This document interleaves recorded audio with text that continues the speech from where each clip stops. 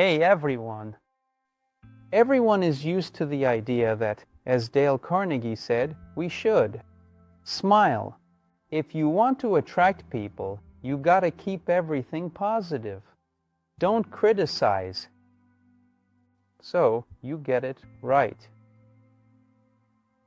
Here. And I want to ask you, yes, these are perhaps a little bit destabilizing questions for you, but is it really true that self-improvement should be all cotton candy, sweet and tasty, delightful and enjoyable, like Osho poured his nice goodness into our ears, making it pleasurable, satisfying, fulfilling, and rewarding? Yes, it is very nice. Enter into a state of truly deep inner ecstasy and profoundly enjoy life. In every moment, in the presence of these incredible, wonderful, and delightful sensations and experiences. However, on that path, if you've been working on yourself and understand what he was talking about, if you grasp the processes of inner work, self-observation, illuminating your darker sides, and recognizing any internal issues, it's always painful. It's like tearing away parts of yourself, psychological parts that want to live. It's hard and difficult for them, but their inability, let's say, their heaviness doesn't allow us to just leave them behind. Because if you keep that part of yourself with you, it ends up destroying you. It makes you vulnerable, dependent, and incapable. So, that's the dilemma we have, friends. As they say, to attract people, you need to be as sweet and nice as possible. You need to be as accommodating as possible for everyone, pleasant, and just right. But in reality, life is pretty harsh. Especially as we increasingly see. In our lives and in our times, life is worth less and less, and it's moving more and more. Faster and faster toward a divide between those who really understand something and those who don't understand anything at all. This abyss, it is indeed getting bigger and bigger. It is truly growing faster and faster, more and more rapidly. In the same way, this gap is growing between those people who have some financial means and opportunities for growth and the possibility of at least some interaction, and between those who are simply making ends meet in various different ways. That is, this difference, the distance between some people and others, it increases. The faster and more artificial intelligence becomes a part of our lives, the more it seems pointless to keep people around who are doing any kind of secondary work. It's like we're just not needed anymore, friends. We've become unnecessary to this world. Not needed, expendable material, excessive, overpopulation. I was telling you, right, that. Some guy named Petrov, whom I referred to, some public safety. He says, listen, interesting things. And I was again referring to some history by Fomenko Nesovsky. He says, the latest chronology, interesting, it seems like those guys were talking about it too. And then a person comes in and starts to argue. Let's start figuring this out. In the Mahabharata, they said this. He asks, which Mahabharata? I say, well, if we don't have any common, so to speak, foundations to talk about, how are we going to have a conversation? I say, Gurdjieff talked about it, right, in The Search for the Miraculous, that the improvement goes like this, and basically, I see something like that. I understand that consciousness. It's not that it's limited or not limited. A person, like a child, pretends to understand, blinking, reacting lively as if they understand. But there's zero understanding, no self-control or grasp of the situation. There's a chance to turn things around, use your words against you, and say, you have a ton of problems yourself. They justify their madness with your difficulties. Again, from his point of view, these are supposedly difficulties. It's unclear what this really means for you. So, friends, I'm ready to answer your questions, and on one hand, it makes me sad, and I feel more and more sorry that people are missing the train I'm offering to understand and feel the mechanisms that I'm unfolding in giving to you. On the other hand, as they say, a certain level has already been reached, and I feel quite confident and good about myself. I understand where I'm headed and what will come next, and there's a certain beauty in that. It certainly has its own charm and amusement. So, for those interested in knowledge, for those who really want to understand what is most valuable in our lives, what truly deserves attention, it's still mental and physical health. And this mental and physical health won't just appear out of nowhere if there's no understanding of the processes of life and the information systems that allow these processes of the physical body to happen. That means a huge amount of unconscious content and information coming into the system and leaving it.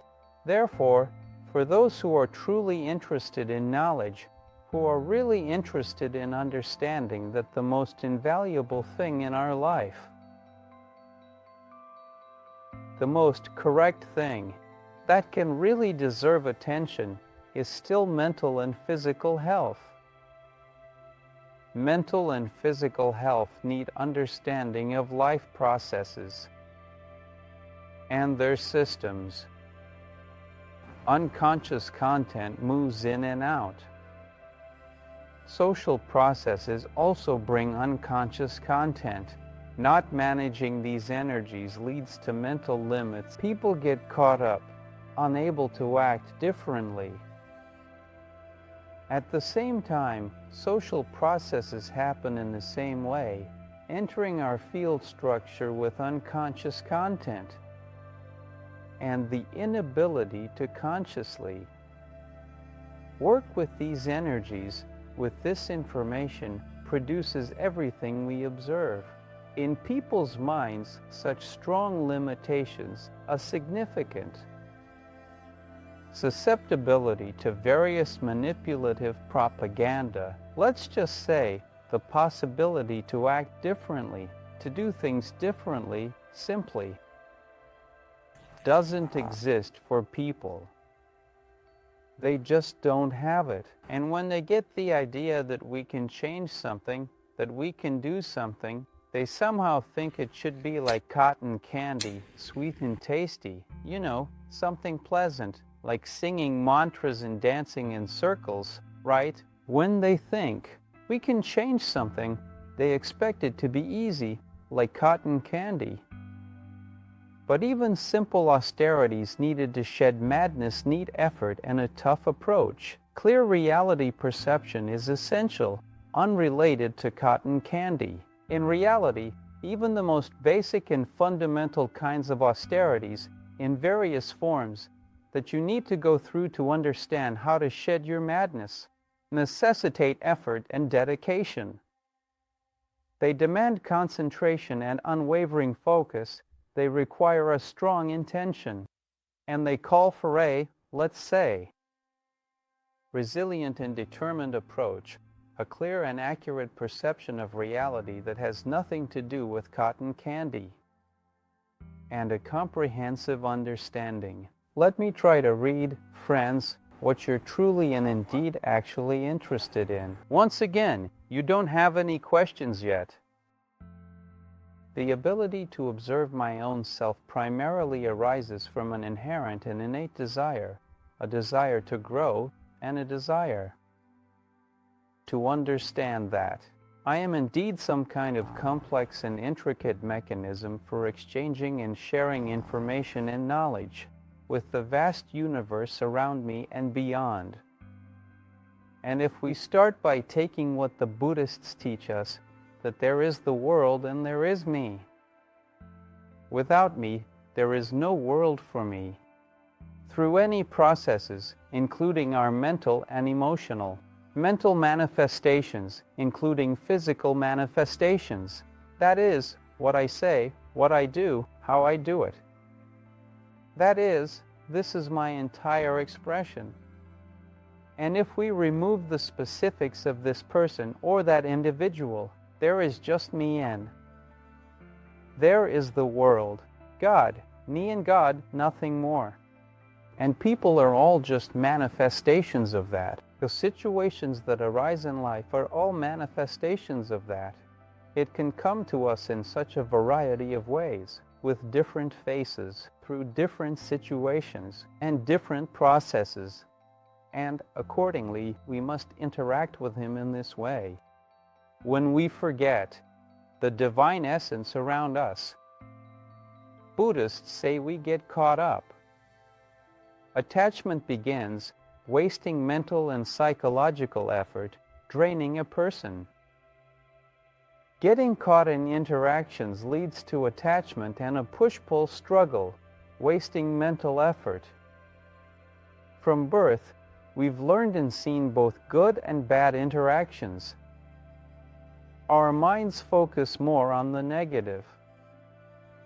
And if we look at each of us, from birth, we've been taught this way, we've seen it this way, there's interaction here, there's interaction there.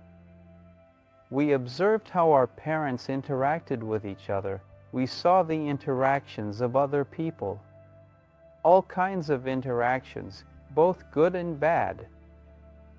For some reason, our mind and psyche are wired to pay more attention to the bad than to the good. Good things are quickly forgotten, but grievances stick with us.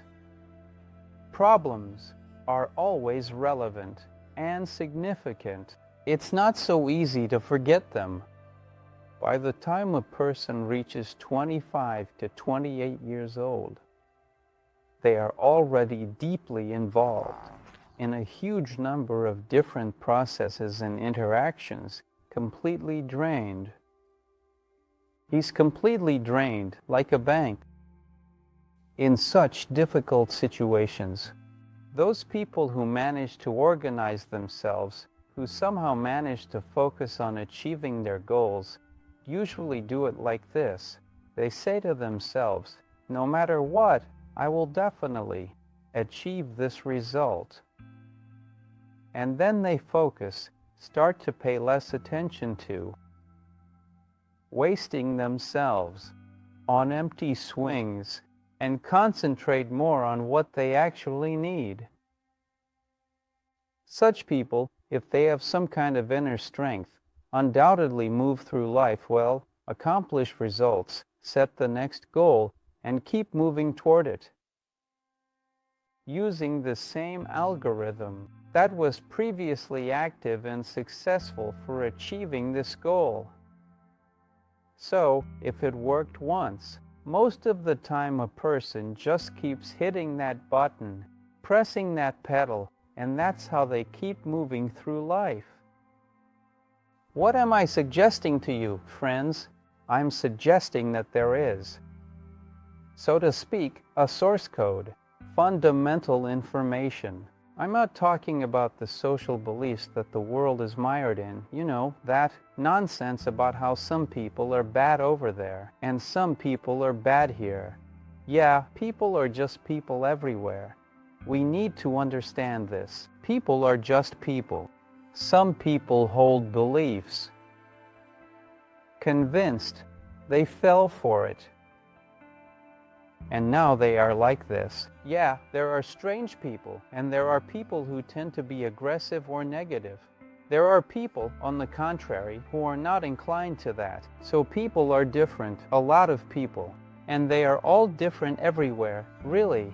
There are good ones there, there are bad ones there, there are smart ones there, and there are actually not very smart ones there. So, what's there to say? I think that besides looking at what nations there are, or dividing people by some other traits, we should really pay attention to ourselves, and how I see this world and what opportunities one see in it. For my own movement, for my own growth and development, and, as is relevant now, for survival. Using the opportunities that a person perceives, that he sees around him. He can, so to speak, move somehow. If we can look at our own internal psychological mechanisms, at how I perceive the world, at how I perceive this reality, Then I can find within myself the vulnerable spots that might hold me back and work through them, eliminate them. We know a huge number of mechanisms for addressing dysfunction. These vulnerabilities can be of a hereditary nature, as I mentioned before, and of various other kinds, personal psycho-emotional experiences that a person can't let go of. And something else. Each of us has a lot of external influences. It turns out that we influence each other, and the country influences us, and work influences us. Others, and archetypal processes and egregorial processes. So, there are a lot of influences, informational, both conscious and unconscious. Understanding our organization and energy processes is crucial. I don't see much progress in making money. Large sums make a person vulnerable and stressed about justifying and keeping it safe from others. That is, in my opinion, large, huge. Sums of money, they still make a person a little vulnerable in their own way, firstly, and secondly, difficult. A person really needs to stress and genuinely, indeed, truly worry about justifying the amount they manage to get. They absolutely need to find a way to keep it safe, because suddenly there's a whole bunch of different people wanting to take a bite out of it and so on. And naturally, it seems to me that it is clear that without money you can't get anywhere. They are definitely necessary. Good money is needed. But what I mean is about when a person becomes visible. They attract attention. Reaching financial heights is not a direct indicator of growth and development. Physical health is important. Under 40, everything is fine. So, as I see it, in my opinion, reaching specific and particular financial heights is not a direct indicator of a person's growth and development in life.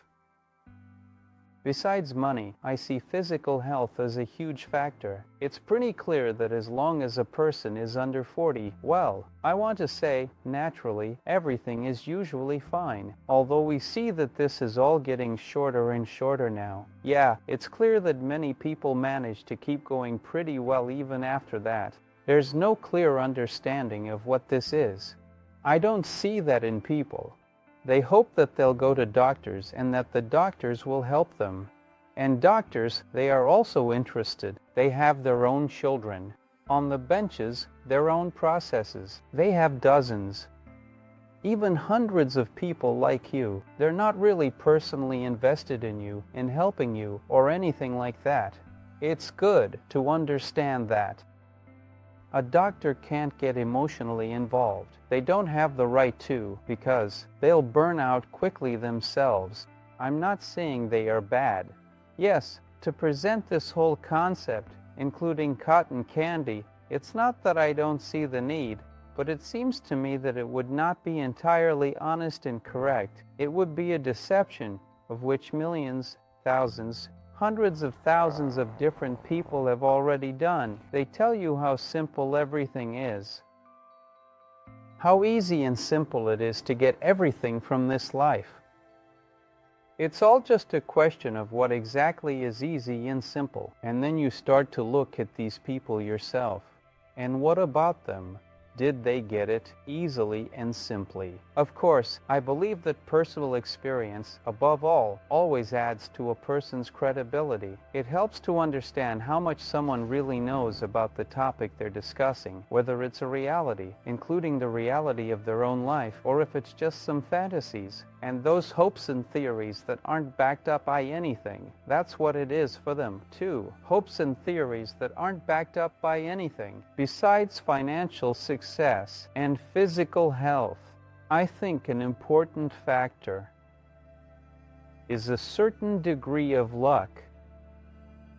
So, it's about choosing the most effective opportunities with minimal effort and movement in a strategic manner. and with careful consideration to maximize results. So, it's about making minimal moves to get the maximum result. Relying on your problems and turning them into resources. Sounds nice, cool. How does that work in practice? What does that look like in practice? There aren't that many people in our world who are really interested in this. An empty bamboo, there's a lot of pressure in the sacral area. What could the reasons be? A huge thank you for everything you do. Hello?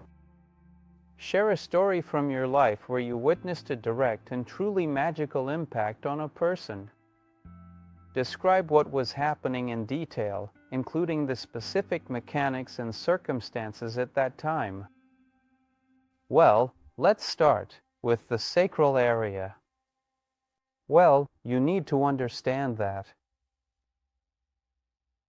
the issues are most often on the opposite side. So, if we're talking about the sacrum, then it's probably best to focus on the head. As strange as it may sound, if they're pointing to the butt, then you need to treat the head. And vice versa, if they point to the head, then most likely the problem is in the area of the legs and sacrum. So, there can be many reasons for this, a ton of possibilities, starting from personal beliefs and real psychological traumas, right? A person has internally convinced themselves, and the subconscious works in such a way that a person drains their own energy because they create tension within themselves. Because they're worried about something, fear, they're scared.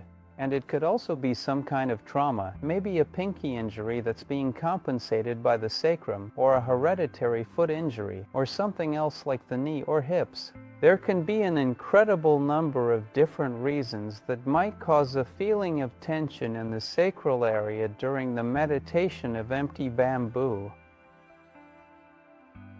Again, if you've seen my 21-day course and went through it, there are a ton of descriptions in there.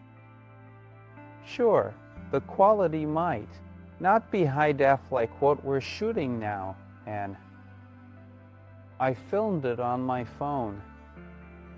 But the practices provided there have helped a huge number of people get rid of an incredible amount of their difficulties just from the first course.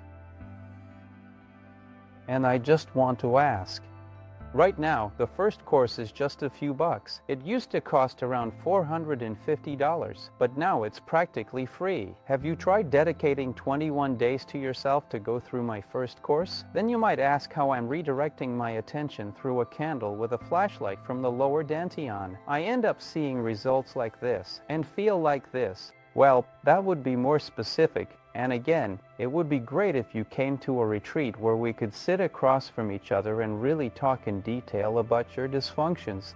Well, what can I say to you? Most likely, it's some kind of fears. As for magical influences, friends, you know, I've seen nearly everything imaginable and experiences in this life. I don't want to focus on various exotic cases, like, I don't know, a 3-year-old girl suddenly speaking in a deep voice, right?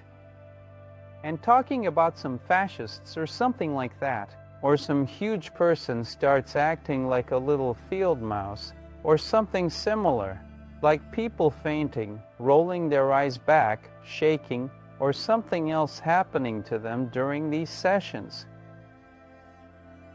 It's the nervous system on autopilot when subconscious information surfaces. Core dysfunctions unpack and emerge. Emotions may arise, laughter, tears, images, or strange actions. This is natural for anyone deeply exploring their psyche. And it could be an emotion. A person could simply laugh, start crying, or some images would come to tell him something, or he would start doing some strange actions, or something else. It's natural for those exploring their psyche. Modern psychotherapy offers techniques to address dysfunction quickly. Any osteopaths, kinesiologists, and psychologists. Accordingly, we see that exactly the same processes are taking place. A person doesn't even understand why they start laughing or crying or doing something else. Why is he doing this? Because these actions, this information, were sealed in dysfunction, which has now been revealed. And once it's revealed, it expresses itself. Regardless of a person's awareness, they themselves are surprised. Wow, what's this here? Ah, there it is. It just came out. And various images and so on. Yeah, I've seen people who sit there looking me in the eyes, and they're trying to do something to me with their little probes and those negative energies. Some people succeeded, while others didn't. In any case, on one hand, it was a very interesting experience for me. There was a lot of it. I saw different kinds of people.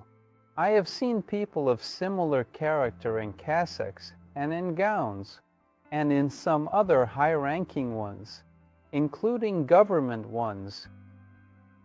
So, there are different kinds of people. On a spiritual level, they don't look particularly good. And on the flip side, there are those people who are smiling, cheerful, and actually have their own quirks. Well, what can I say here? Until you yourself begin to open your eyes in this world in your own way and feel, in addition to what you can feel physically, yes, and also somehow more deeply unpack information, receive answers from your subconscious, from your superconscious. When you start to dive deeper into these things, it'll become clearer to you. The deeper you go, the more interesting it gets. I believe the most important thing is to stay grounded in your understanding of all this. The most important thing is to stay true to your own direction. You will be wonderful if you have some kind of internal ethics, some kind of distinctive fragrance, and some kind of your own unique essence. Its inner aroma, yes, because when people lose it, it becomes very rough, let's say, filled with false crystallization. Yes, it all starts to smell, and, in fact, to look not very beautiful. That is, I am for aesthetics and beauty.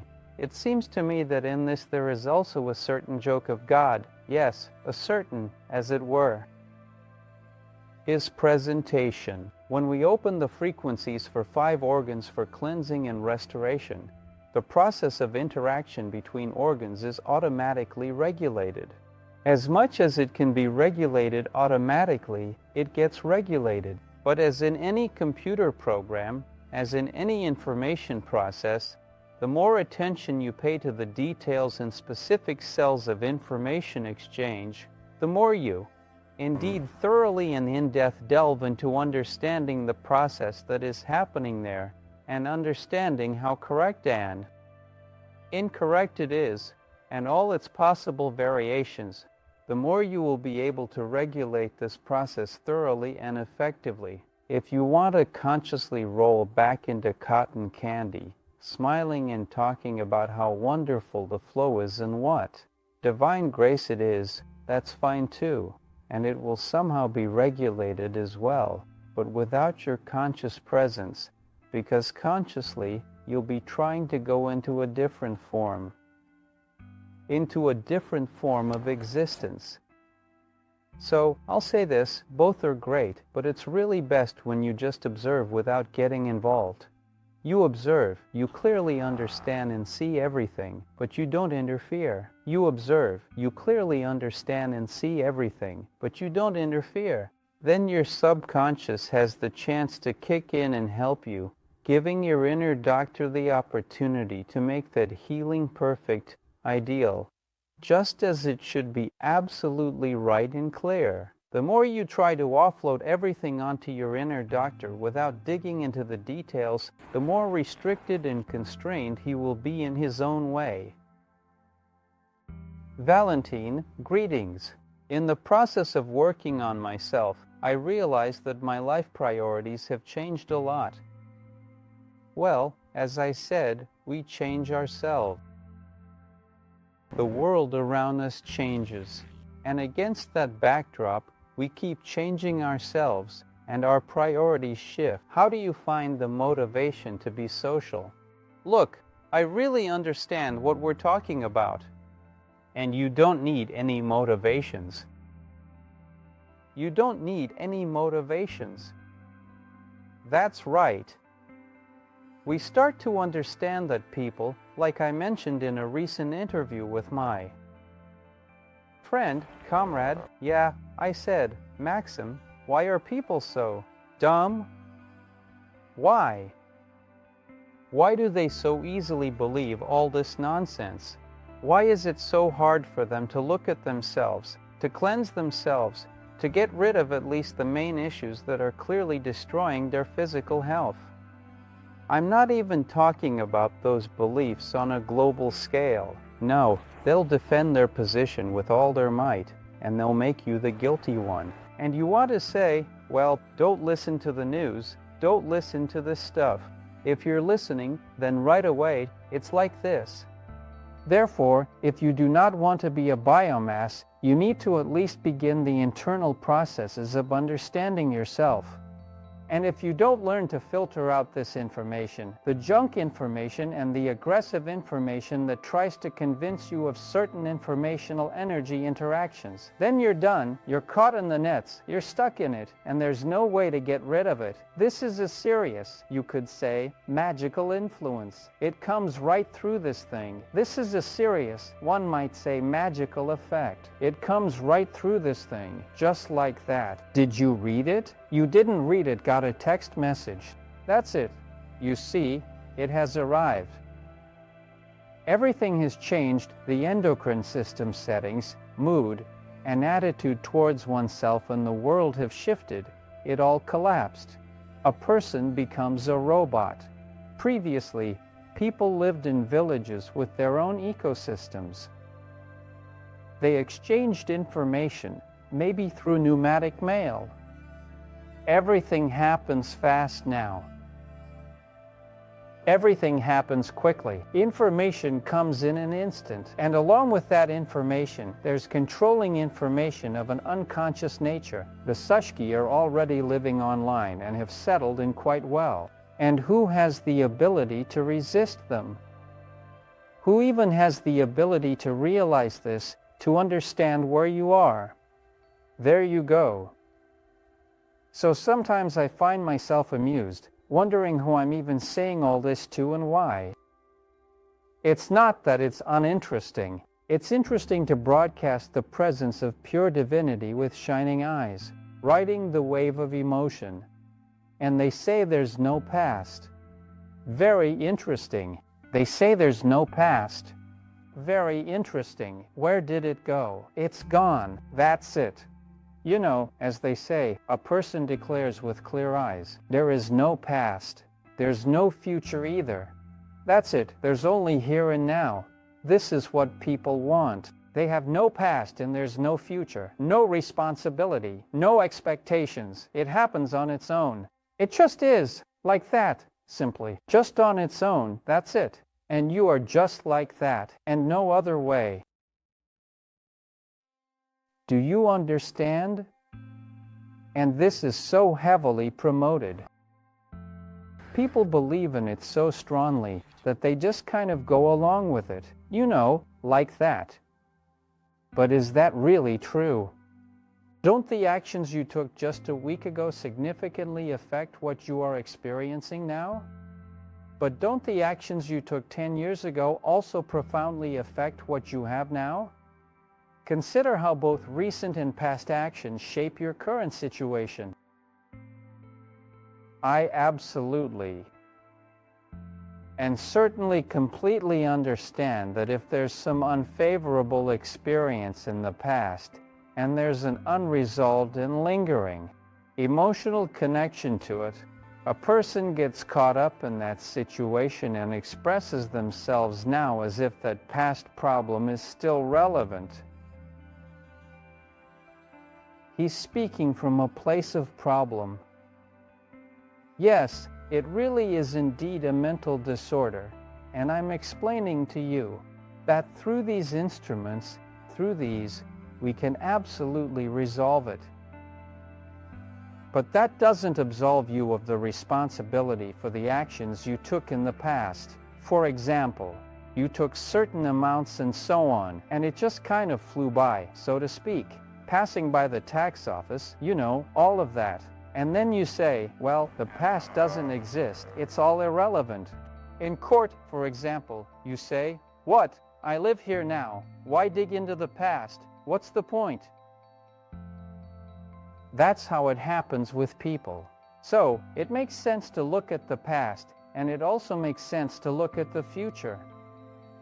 The question is, how are you going to look at it, and how can you look at it? What can you actually, so to speak, see? How can you interact with this ocean of information that opens up before you? Interaction like candy? Seen love's vibrations? Has anyone who talks about the vibrations of love actually seen them? They have nothing to do with the sensations of the body, and especially when it comes to emotions. Vibrations of love are very high-frequency vibrations that the human body, and even more so a person in general, who is unprepared, who has not paid attention to serious internal work on himself, asceticism, some kind of deliverance from various kinds of attachments, including emotions. That is, he will not be able to feel it at all, because they are going through emotional swings there. They have not yet sorted out the astral plane. What vibrations of love are we talking about? These are very high-frequency energies, very subtle, which the crowd will not feel in any way. It's just impossible. And then there are entities of some astral nature. Pry open the heart center, and it starts to burn, to blaze, and they all get like. And that just kills it. It completely nullifies the 4th chakra and the 6th chakra. Energy is lost. Energy drain causes breakdowns. Well, it's not so much about being aware. He just drains a huge amount of energy that was earned in past lives. And then families fall apart, businesses fall apart, and other things fall apart.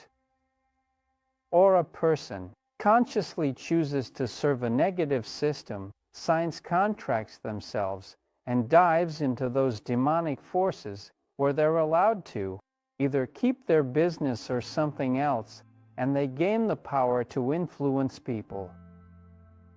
Friends, the world is just huge and fascinating with amazing, incredible, and diverse possible interactions for the masses, for everyone to explore and enjoy. And I'll say this, you definitely can't just pull some inspiration and motivation to absolutely, indeed reach the masses out of thin air. It should be a calling. So, Anastasia, I would say, internally treat this action as a calling, a significant and meaningful endeavor that requires your full attention and dedication.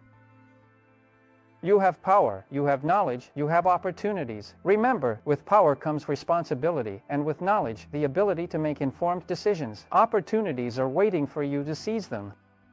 And you, as something that offers this world an alternative knowledge, which might not just be alternative.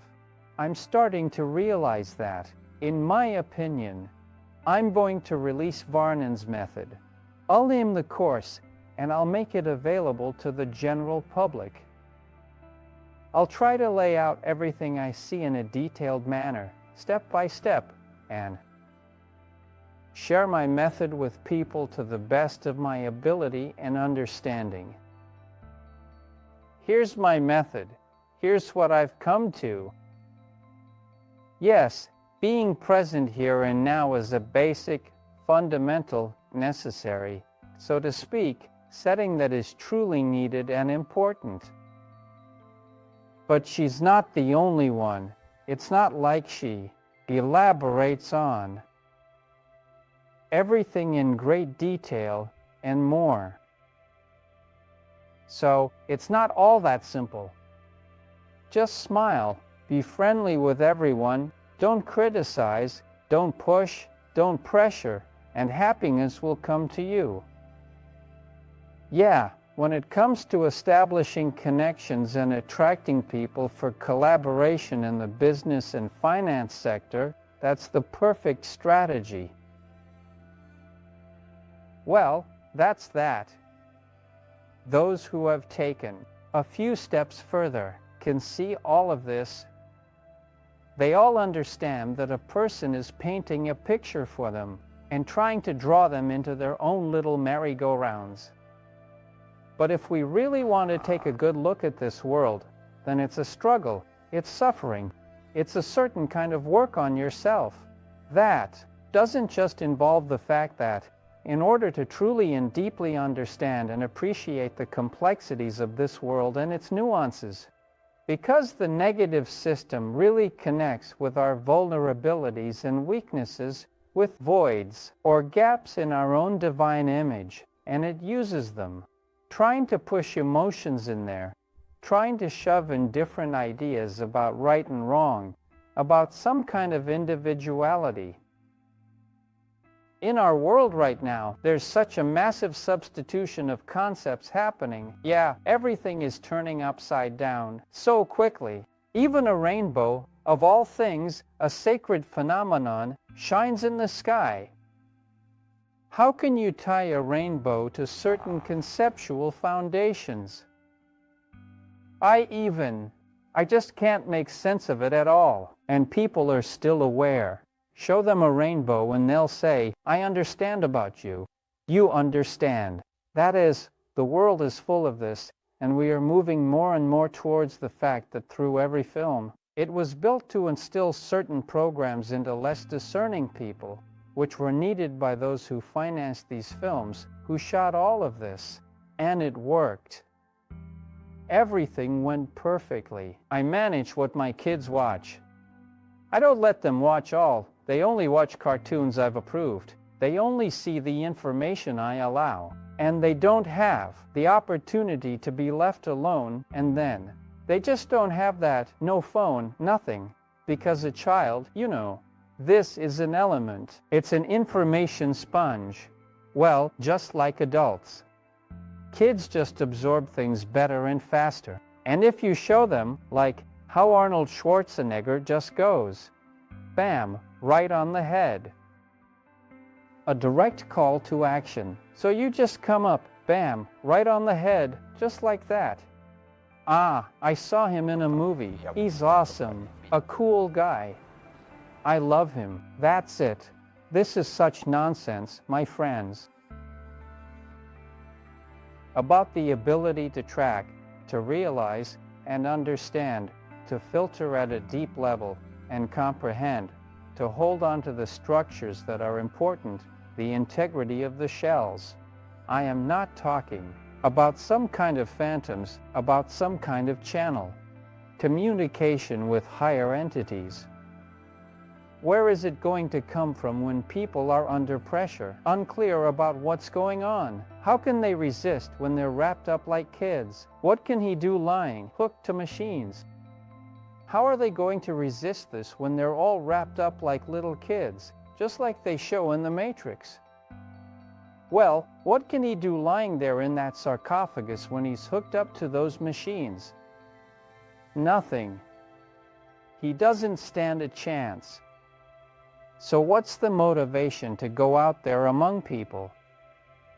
It's just a mission, Anastasia, a mission. You have a mission. Or those whom some higher powers will bring and say, here, she will help you.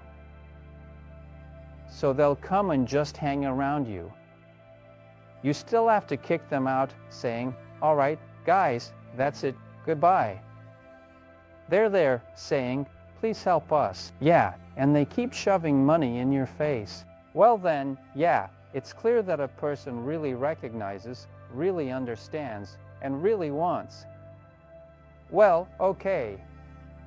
Then you can interact. You can even open something behind the scenes to share something if it's really necessary. But just going out there among people and clapping your hands for no reason, everything is so nice here.